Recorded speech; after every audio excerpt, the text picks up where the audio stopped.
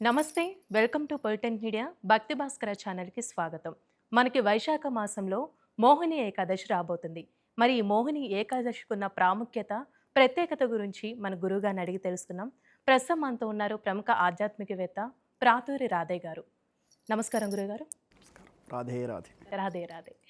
గురుగారు, ఇప్పుడు మనకి వైశాఖ మాసంలో మోహిని ఏకాదశి రాబోతుందండి. అయితే ఈ మోహిని ఏకాదశి గురించి తెలుసుకునే ముందు అసలు విష్ణుమూర్తి మోహిని అవతారం ఎందుకు ఎత్తవలసి వచ్చింది? ఓం యా కృష్ణ సంగమ సుఖం సులభం సఖీభ్యః ప్రీతా ప్రయచ్చతి సుదుర్లభమీశ్వరాణం ప్రేమ ప్రవాహ భరితాం శ్రుతకామధేనుం తాం రాధికాం మమ గురుం శరణం ప్రపద్యే.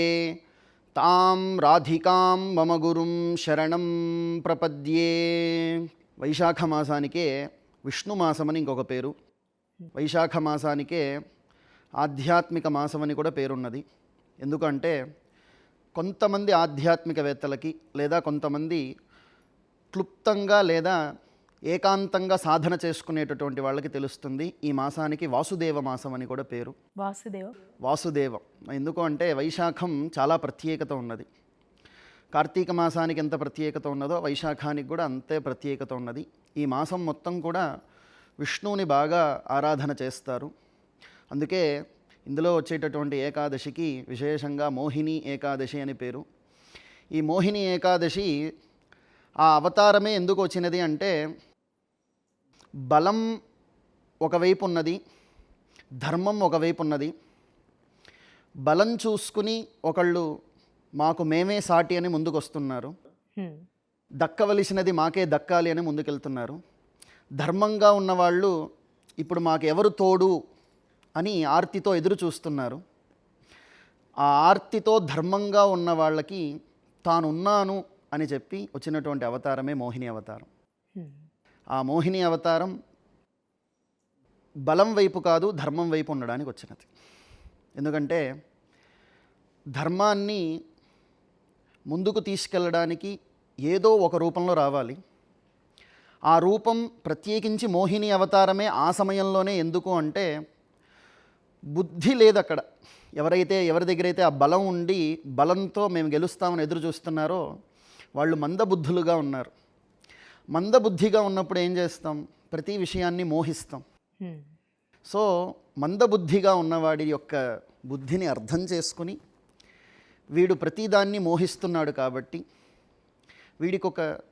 వీళ్ళని మనం మోహించి ధర్మబద్ధమైనటువంటి దేవతల్ని గెలిపించాలి అంటే ఒక మోహిని రూపకంగా వచ్చి, ఒక మాయాస్వరూపకంగా వచ్చి వీళ్ళని జయించాలి అనేటటువంటిది విష్ణు సంకల్పం. ఆ విష్ణు సంకల్పానికి వచ్చిన అవతారమే మోహిని అవతారం. గురువుగారు, ఇప్పుడు మనకి ప్రతి నెల ఏకాదశులు అంటూ 2 వస్తూ ఉంటాయి కాబట్టి ఒక్కొక్క ఏకాదశికి ఒక్కొక్క ప్రాముఖ్యత. అయితే ఇప్పుడు మనకి మోహిని ఏకాదశి కాబట్టి ఈ మోహిని ఏకాదశికి సంబంధించి మన పురాణాల ప్రకారం ఏదైనా ఒక చిన్న కథ లాంటిది ఉందంటారా? భాగవతంలో మోహిని అవతార ఘట్టం మొత్తం కూడా ఉన్నది. కాబట్టి ఈ మోహిని అవతారం అమృతం కావాలి. ఈ అమృతం కోసం దేవతలందరూ కూడా సిద్ధమవుతున్నారు. సిద్ధమైనప్పుడు అసురులు వాళ్ళ పక్కన ఉన్నటువంటి వాళ్ళ బలాలనంతా తెచ్చుకుంటున్నారు, దేవతలు వాళ్ళ పక్కన ఉన్న బలాన్నంతా తెచ్చుకుంటున్నారు. కానీ వీళ్ళకి అమృతం రావట్ల. దేని నిమిత్తం అయితే ఇద్దరు మనం కలిసి చేసుకుందామని అనుకున్నారో దాని నిమిత్తంగా చేసేటటువంటి కృతంగా అమృతం రావట్లేదు.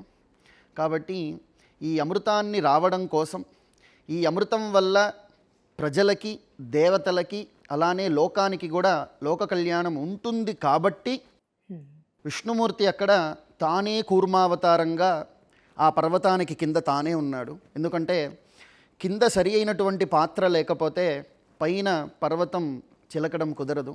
కాబట్టి తానే కూర్మావతారంగా అక్కడ ఉండి, తానే కూర్మ స్వరూపకంగా ఉండి, తానే ఆధార శక్తిగా ఉండి, అందుకే ఆరాధన చేసేటప్పుడు ఈశ్వరుడికి ఆధారశక్తి అయి నమః అని ఉంటుంది. శ్రీ విద్యోపాసనలో అమ్మవారిని ఆరాధన చేసేటప్పుడు ఆధారశక్తి శ్రీ కూర్మాయ నమః అని అక్షతలు వేస్తాం పూజలో. కాబట్టి ఆ కూర్మంగా తానే ఉన్నాడు, పర్వతంగా కూడా తానే ఉన్నాడు. అందులో నుంచి అనేకమైన విషయాలు వచ్చినాయి అన్నమాట. ఏమేమి వచ్చినాయి అంటే యజ్ఞోపవీతం వచ్చినది. సాక్షాత్తు లక్ష్మీదేవి హిరణ్యవర్ణాం హరిణీం అన్నట్టుగా ఆ లక్ష్మీదేవి అందులో నుంచి ఆవిర్భావం వచ్చినది. అలానే అనేకమైనవి వచ్చినాయి, అనేకమైన సుగంధమైనవి వచ్చినాయి, ప్రజలకు ఉపయోగపడేవి వచ్చినాయి, దేవతలు వచ్చారు, మహాలక్ష్మి వచ్చినది. ఇవన్నీ దాటి వాటిలో అతి ముఖ్యమైనది ఏమిటి అంటే యజ్ఞోపవీతం వచ్చినది. ఆ యజ్ఞోపవీతం అంటే బ్రహ్మదేవుడు సాక్షాత్కారం. కాబట్టి ఇవన్నీ ఆ పర్వతం నుంచి వీళ్ళు చిలికేటప్పుడు అన్నీ వచ్చినాయి.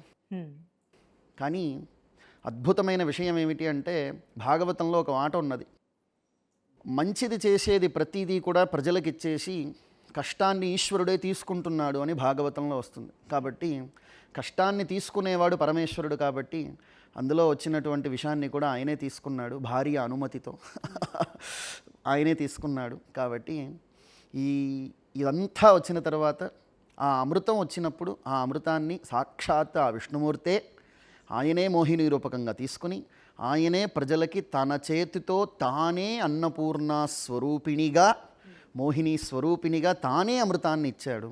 అమృతానికి బలం ఉన్నదా అంటే కాదు, తాను ఇచ్చాడు కాబట్టి ఆ అమృతానికి బలం ఉన్నది. గురుగారు, ఇప్పుడు మోహిని ఏకాదశి వ్రతం జరుపుకోవడం వల్ల మనకి గత జన్మలో ఉన్న పాపాలు కూడా తొలగిపోతాయని మాట ఉన్నది, అది ఎంతవరకు నిజమండి? దీనికి కూడా ధర్మశాస్త్రంలో ఒక వాక్యం ఉంటుంది. ఏమిటి అంటే నిజాన్ని నిబద్ధతగా తెలుసుకోవాలి కాబట్టి చెప్తున్నాను. మనం చేసే పూజల వల్ల లేదా మనం చేసేటటువంటి సాధన వల్ల పూర్వజన్మలలో ఉన్న పాపం పోతుందేమో కానీ పాపం చెయ్యాలి లేదా పాపం చెయ్యకూడదు అనేటటువంటి ఆలోచన మనంతట మనకి స్వతహాగా ఉండడమే తప్ప పూజలు చేయడం వలనో వ్రతాలు చేయడం వలనో నిక్కచ్చిగా పోవాలన్న ఆలోచన ఉంటుంది. ఆ ఆలోచన నుంచే అవన్నీ పోతాయి, అంతే తప్ప బుద్ధిని మాత్రం సాధన చేస్తూ ఉంటేనే తప్ప బుద్ధి మారదు, ఆలోచన వరదు. బుద్ధి వల్ల పాపం వస్తున్నది. పాపం పుణ్యం చేసేయడం వలన పాపం పోదు, పుణ్యకార్యం చేయడం వలన పాపం చెయ్యకూడదన్న ఆలోచన పుడుతుంది, అంతే. ఈ వ్రతం అంటూ అసలు ఏ విధంగా చేయాలంటే ఆ రోజు మొత్తం ఎలాంటి మంత్రాలు జపిస్తే మంచిదంటారు? మాసానికే విష్ణుమాసం అని చెప్పడం వలన మోహిని ఏకాదశి మొత్తం కూడా సుస్పష్టంగా విష్ణువుని ఆరాధన చేయడం, మోహిని అవతార ఘట్టం తెలిసిన వాళ్ళు భాగవతంలో ఉన్న మోహిని అవతార ఘట్టాన్ని పారాయణం చేయడం. అలానే చాలామంది ఈ ఏకాదశి వ్రతాన్ని విష్ణు సహస్రనామంతోనే పారాయణం చేస్తారు. అంటే ఆ ఏకాదశి మొత్తం కూడా పొద్దున నుంచి మళ్ళీ ద్వాదశి కాలం వచ్చేంత వరకు మొత్తం అనునిత్యం ఆ విష్ణు సహస్రనామాన్ని మళ్ళీ మళ్ళీ మళ్ళీ మళ్ళీ చదువుతూ ఉంటారు. తద్వారా ఏమిటి అంటే ఆ విష్ణువు యొక్క సాన్నిధ్యానికి దగ్గరగా వెళ్తాం. కాబట్టి విష్ణు సహస్రనామం చాలా ప్రీతి. అధ్యయనంలో ఉన్నవాళ్ళు లేదా ఇంకొంచెం చదువుకోవాలనుకున్న వాళ్ళు భాగవతంలో ఉన్న మోహిని అవతార ఘట్టాన్ని, విష్ణు పురాణంలో ఉన్నటువంటి ఘట్టాన్ని కూడా పారాయణం చేసుకోవచ్చు. శ్లోకం చదవడం విశేషం, అది అనుసరించలేని వాళ్ళు తత్కథని అయినా చదువుకోవడం చాలా విశేషం. గురుగారు, ఇప్పుడు ఏకాదశి అంటేనే చాలా వరకు ఏకాదశిని పాటిస్తూ ఉంటారు, అంటే ఉపవాసం అనేది ఎక్కువగా ఉంటారు. కాబట్టి ఆ ఉపవాసం ఎప్పటి వరకు ఉండాలంటారు? మన మనసులో ఏదైనా కోరిక ఉంటే ఆ రోజు ఎలా స్వామివారిని జపిస్తే మంచిదంటారండి? వేదం చెప్పిన విధానంగా అయితే ఉపవాసాలు ఏకాదశికి మాత్రమే ఉన్నది. వారాలకి మిగతా వాటికి ఉపవాసాలు వేదంలో లేవు. ప్రత్యేకించి చెప్పబడింది అయితే వేదం చెప్పినది ఏకాదశి ఉపవాసం. ఈ ఏకాదశి ఉపవాసం దశమి సాయంత్రం సూర్యోదయం అయిపోయిన తరువాత, సూర్యాస్తమయం కూడా అయిపోయిన తరువాత, దశమి సాయంత్రం సూర్యుడు అస్తమించేశాడు అన్న తర్వాత మొదలవుతుంది ఏకాదశి ఉపవాసం. దశమి సాయంత్రం సూర్యుడు అస్తమించాక ఇంకేది ముట్టుకోరు. ఆ రోజు రాత్రి నిద్రపోరు. ఏకాదశి బ్రాహ్మీ ముహూర్తంలో స్నానం చేసి విష్ణువుకి సాలగ్రామం అనేటటువంటిది ప్రతీక. విష్ణువు సాలగ్రామంలో ఉంటాడు అనేటటువంటిది వేదం చెప్పే విషయం. ఈ పురాణ ప్రమాణమైనటువంటి సాలగ్రామ రూపంలో ఉన్నటువంటి విష్ణువుని చాలా భక్తి శ్రద్ధలతో, చాలా నిజమైన దృఢమైన భక్తితో ఆ బ్రాహ్మీ ముహూర్తంలో ఆ విష్ణువుని సాలగ్రామ రూపకంగా ఆరాధన చేసి, చాలా సాత్వికమైన పూజ, ఏమీ లేదు, ఒక బొట్టు నీళ్లు పోసామా, ఒక బొట్టు పాలు పోసామా, ఇంత చందనం పెట్టామా, ఒకే ఒక్క తులసి అక్కడ పెట్టామా, ఇదే పూజ. వందల కొద్దీ తీసుకొచ్చి వేయడం అది వేరు. పూజ చేయడం అని మీరు ప్రశ్నకి సమాధానం అయితే ఇదే.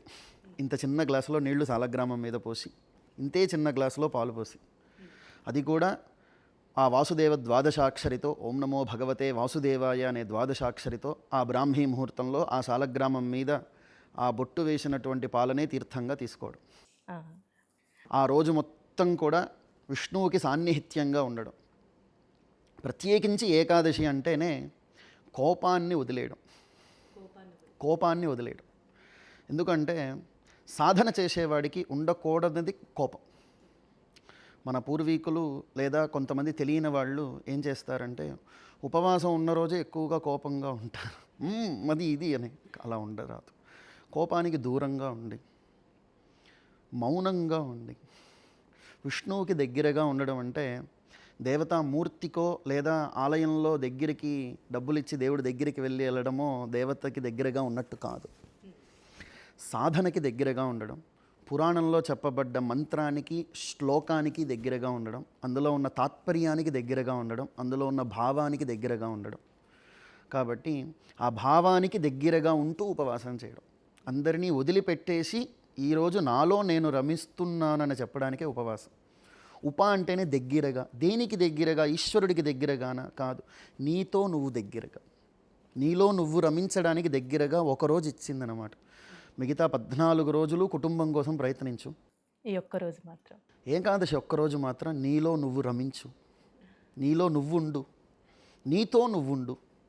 అప్పుడు నీకు నువ్వు అర్థమవుతావు. ఎప్పుడైతే నీకు నువ్వు ఏకాంతంగా అర్థమయ్యావో ప్రపంచం పెద్ద విషయం కాదు, ప్రపంచంలో అన్నీ సులభంగా అర్థమవుతాయని చెప్పడమే ఏకాదశి. అందుకే మన పూర్వీకులు వేదం ఇవన్నీ కూడా ఏకాదశి ఉపవాసాన్ని నిక్కచ్చిగా ఉండవలసినదే అని చెప్తున్నది. ఆ రోజు అతి ముఖ్యంగా విష్ణువుకి దగ్గరగా ఉండాలి అని చెప్పడానికి కారణం ఏంటంటే విష్ణువుడు స్థితికారకుడు. ఈ స్థితికారకుడైన విష్ణువుడు ఏం చేస్తాడంటే బుద్ధిని స్థిమితం చేస్తాడు. ప్రస్తుత కాలానికి అదే కదా లేదు, ఎటు పడితే అది పరిగెత్తుతున్నది కదా, పరిగెత్తద్దు. ఆగి నిదానంగా నీ రూట్ మ్యాప్ నువ్వే వేసుకుని నువ్వు మార్గం తెలియకుండా ప్రయాణం చేస్తే ప్రయోజనం ఏంటి? విష్ణువు మార్గాన్ని ఇస్తాడు. నిజమైన మార్గదర్శి విష్ణువు కాబట్టి ఆ మార్గదర్శికి ఉన్నటువంటి ముఖ్యమైన తిథి ఏకాదశి. ఆయన చాలా సంప్రీతిగా ఉండేది ఏకాదశి కాబట్టి ఆయనతో వాసం, మనలో మనమే వాసం ఉండడమే ఉపవాసం. అదే ఏకాదశి ఉపవాసం. గురువుగారు, ఇప్పుడు ఏకాదశి ఉపవాసం అనుకోవచ్చు, వ్రతం అనుకోవచ్చు, అందరూ చేయలేరు కాబట్టి, అంటే కొంతమంది ఉద్యోగం చేసుకునే వాళ్ళు ఉంటారు, అయితే వాళ్ళకి కుదరదు కాబట్టి చేసుకున్న పద్ధతి ఏదైనా సులభంగా ఉందంటారండి? అతి సులభంగా చెప్పుకోవాలి అంటే ఆ రోజు ఇతరుల దగ్గర నుంచి ఏది భోజనం స్వీకరించద్దు, ఇతరులు వండినది తినద్దు. మీ వృత్తిరీత్యా మీరు ఎటు వెళ్ళినా వెళ్ళండి, మీ ఆఫీసులు ఉంటాయి, ఏవైనా ఉంటాయి భక్తులకి, లేదా ఈ ధర్మాన్ని పాటించే వాళ్ళకు కూడా ఎన్నో వృత్తిరీత్యా ఇబ్బందులు ఉంటాయి, ప్రతిబంధకాలు ఉంటాయి. ఇతరులు వండిన పదార్థం తినకుండా ఆ రోజు కేవలం ఫలాల్ని స్వీకరించండి, అన్నం తినద్దు. ఏకాదశి పూట ఈ భూమి మీద కేవలం ఒక్కళ్ళు చేసినటువంటి అన్నం మాత్రమే తింటే అది పాపం కాదు. అది నిత్యాగ్నిహోత్రుడి ఇంట్లో వంట చేసినటువంటి నిత్యాగ్నిహోత్రుడు చేసినటువంటి వైశ్వదేవ అన్నం తింటే అది పుణ్యం ఏకాదశి రోజు. మిగతా ఎక్కడ అన్నం తిన్నా అది పాపం ఏకాదశి రోజు మాత్రం. అది వేదం నిక్కచ్చిగా చెప్పిన విషయం. కాబట్టి అందుకే ప్రాజ్ఞులు ఎవరూ కూడా ఏకాదశి మిగతా ఇళ్లలో అన్నం తినరు, వాళ్ళల్లో అసలు అన్నం తినరు. ఏకాదశి కేవలం ఫలాల్ని మాత్రమే స్వీకరిస్తారు.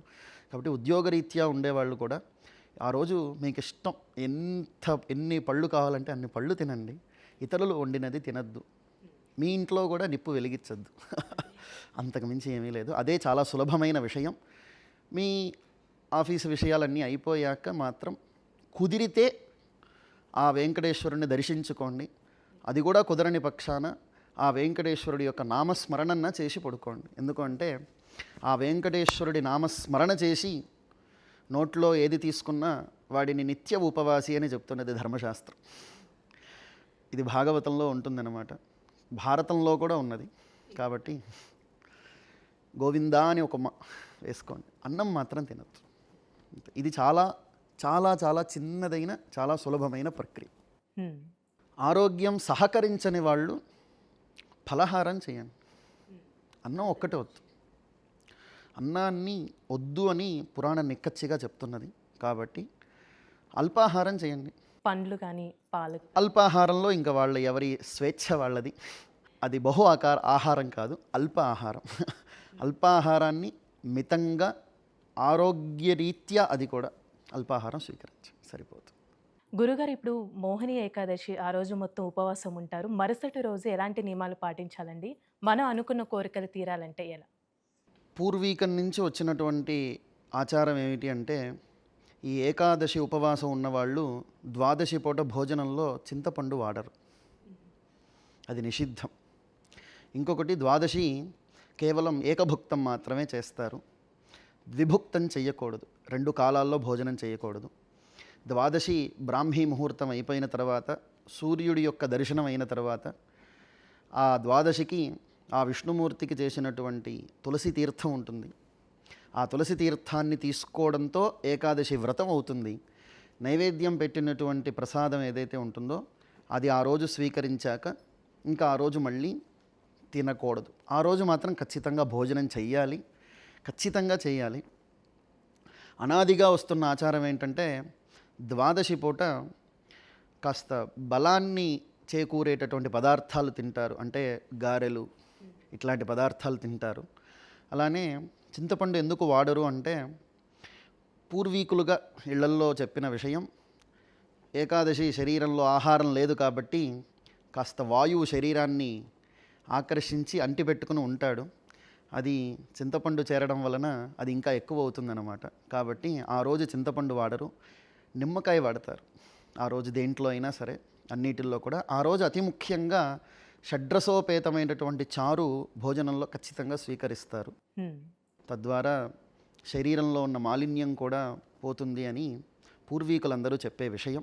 ఇలా ఏకాదశి, ద్వాదశి పాటించవలసిన నియమం, చింతపండు తినకూడదు, ఏకభుక్తం మాత్రమే చేయాలి.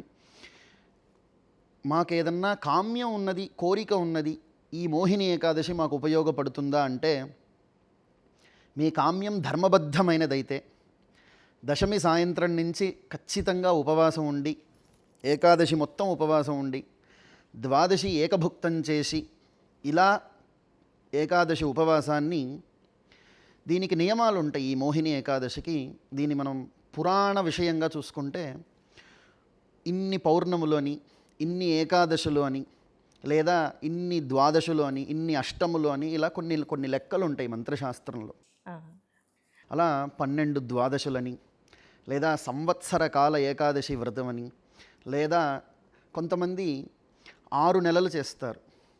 6 నెలలు ప్రతి ఏకాదశికి ఉపవాసం ఉండి ఇదే వ్రతాన్ని పాటిస్తారన్నమాట. ఇలా ఉంటుందన్నమాట. ఇలా ఏదో ఒక సంకల్పం తీసుకుని నేను ఇలా ఉంటాను అని ధర్మబద్ధమైన కామ్యం అయితే ఖచ్చితంగా తీరుతుంది. ప్రత్యేకించి ఈ మోహిని ఏకాదశి మనలో ఎదుటివాడు నాశనమైపోవాలి అనేటటువంటి కోరిక ఉంటుంది చూసారా, ఆ కోరిక మనలో రాకుండా ఉండడానికి ఈ మోహిని ఏకాదశి బాగా ఉపయోగపడుతుంది. ఎందుకు అంటే, ఎదుటివాడి యొక్క ఎదుగుదలని ఎప్పుడూ సంతోషించాలే తప్ప దానిని అసూయ పడకూడదు. అది చాలా పెద్ద పాపం కింద లెక్క. అటువంటి ఆలోచన రాకుండా చేసేదే ఈ మోహిని ఏకాదశి. కాబట్టి ఎదుటివాడి యొక్క ఆనందంలో కూడా, ఎదుటివాడి యొక్క విజయంలో కూడా మన పాత్ర ఉండాలి. మన పాత్ర ఉన్నది అంటే అక్కడ విష్ణుమూర్తి ఉన్నాడు అని అర్థం. అది ఈ మోహిని ఏకాదశి నుంచి మనం నిజంగా నేర్చుకోవలసినటువంటి ముఖ్యమైన విషయం. ప్రస్తుత కాలానికి అదే అవసరం కూడా. అంతే. గురుగారు, ఇప్పుడు మోహిని ఏకాదశి రోజు అంటే భక్తులు పాటించే వాళ్ళు ఉంటారు కాబట్టి ఎలాంటి నియమాలంటూ పాటించాలండి? ఎలాంటి పనులు ఆ రోజు ప్రత్యేకంగా చేయకూడదంటారు? అతి ముఖ్యంగా ఏకాదశి పర్వదినాల్లో కొన్ని ప్రక్రియలు చెయ్యకూడదు.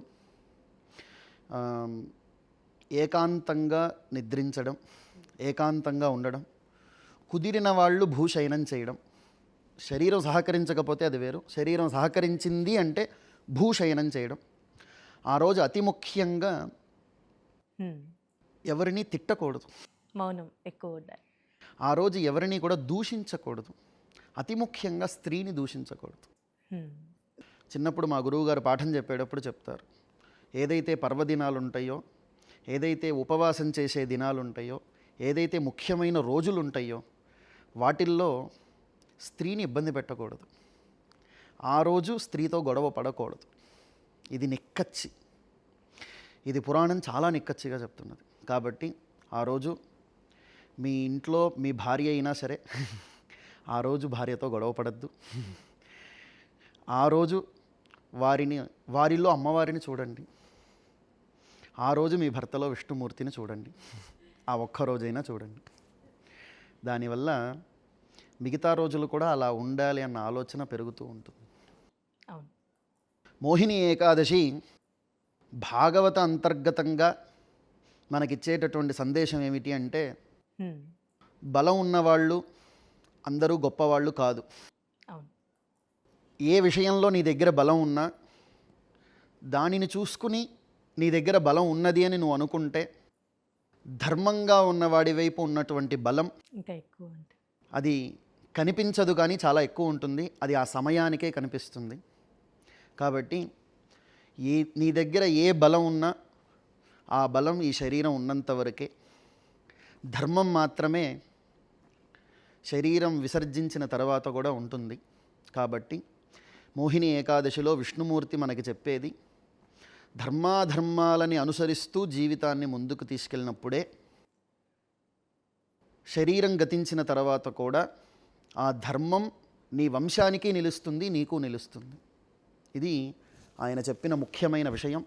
అందుకే ఆ యుద్ధంలో, మోహిని అవతార ఘట్టంలో రాక్షసులందరూ ఓడిపోయారు, చాలామంది చనిపోయారు, చాలామంది తలకాయలు కూడా తెగి కింద పడ్డాయి.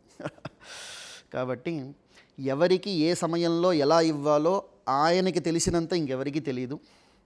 ఎందుకంటే ఇదంతా విష్ణు మాయతో కప్పి ఉన్నది. కాబట్టి ఆ విష్ణు మాయ మన మీద పడకుండా ఉండాలి అంటే మోహిని ఏకాదశి వ్రతం ఉండాలి.